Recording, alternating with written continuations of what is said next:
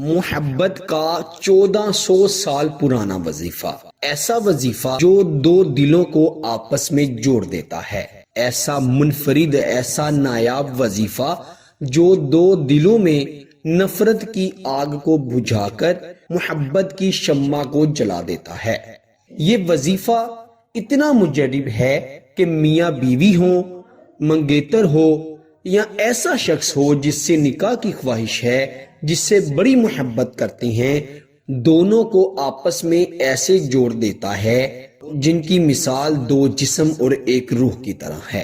11 مرتبہ آپ نے یہ عمل پڑھنا ہے۔ سب سے پہلے 11 مرتبہ درود پاک پڑھا، پھر آپ نے 11 مرتبہ سورہ اخلاص پڑھی، پھر 11 مرتبہ سورہ فلق پڑھی، پھر 11 مرتبہ سورہ ناس پڑھی، اور پھر 11 مرتبہ آیت کریمہ پڑھی، اور پھر آخر پر بھی 11 مرتبہ درود ابراہیم پڑھ لینا ہے۔